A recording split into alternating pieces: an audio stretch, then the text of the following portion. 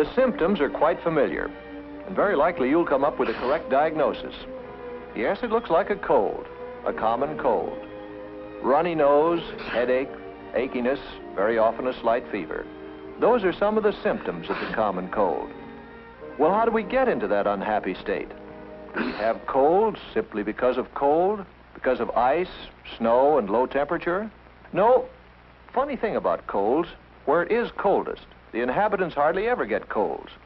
Explorers tell us that Eskimos are cold-free, unless they come in contact with visitors from outside their frozen world. Then, if it is not just cold weather, what is it that causes so many of us to catch cold? Scientists think that most colds are caused by extremely small microorganisms called viruses. Viruses, and there are many different kinds of them, can be scattered with each particle of saliva and mucus when one sneezes or coughs, for instance. But do not think for a moment that cold-producing viruses are spread only by sneezing and coughing. If by some magic the tiny particles of saliva and mucus could be made visible as a black smudge, we quickly would realize in how many other ways we are apt to scatter bacteria and viruses all around us. For instance, Jane here has a cold. Look at that smudge. Look at those germs she leaves on the doorknob. And here's Bob's hand picking them up. Bob, his hand now covered with germs picked up from that doorknob, transfers them to a book.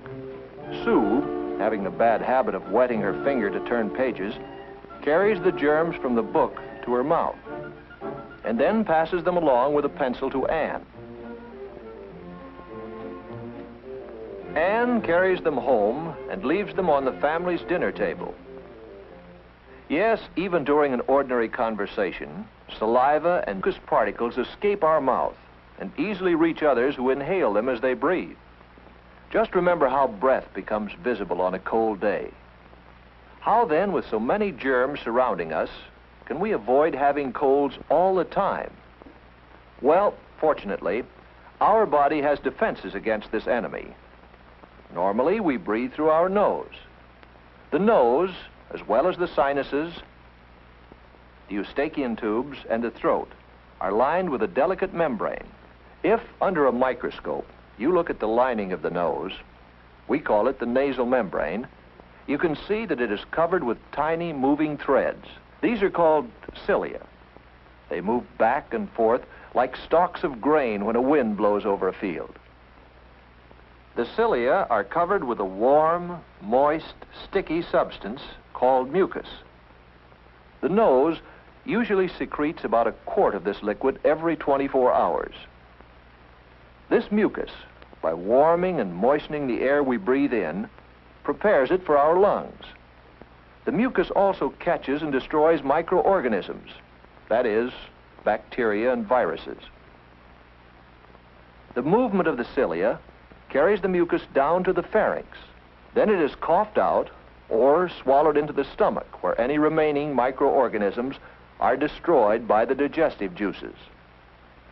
If these defenses are weakened, the cold virus will gain a foothold and cause the inflammations which so often are associated with the common cold.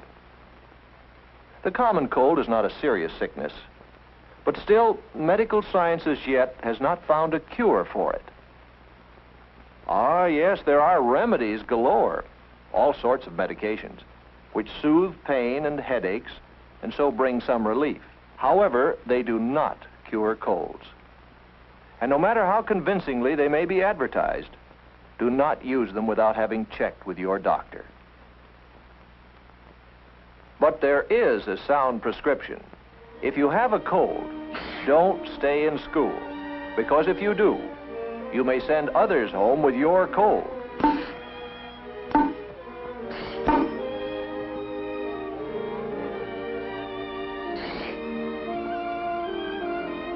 If you have a cold, stay home. Stay in bed.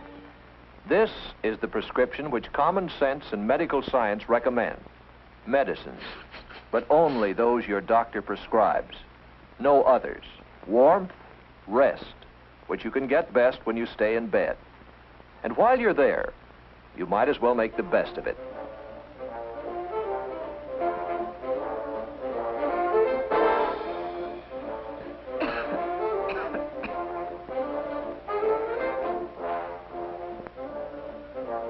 Right. Use tissues instead of handkerchiefs. That way you'll dispose of the germs much better than when you blow them into a handkerchief.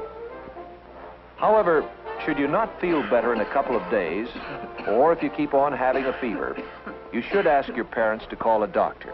You see, what you think is a simple cold could really be the first symptoms of some other disease, such as measles, infantile paralysis, diphtheria, whooping cough, scarlet fever, influenza, and others.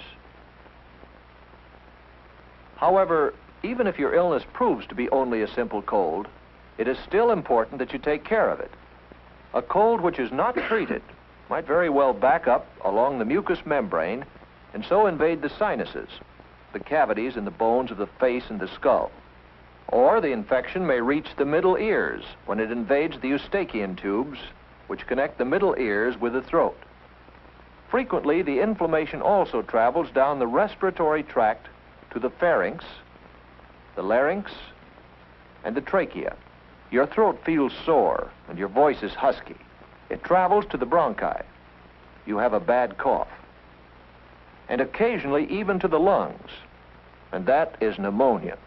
These are painful complications, and they often take a long time to clear up. The best defense against the common cold and all these other diseases is to keep up the body's natural resistance. To do so, you must eat regularly and well-balanced meals. That is, meat, vegetables, fruit, milk, and so on. Get lots of exercise and fresh air, but do not exhaust yourself. In cold weather, you must wear sensible clothing to provide proper warmth to remain healthy.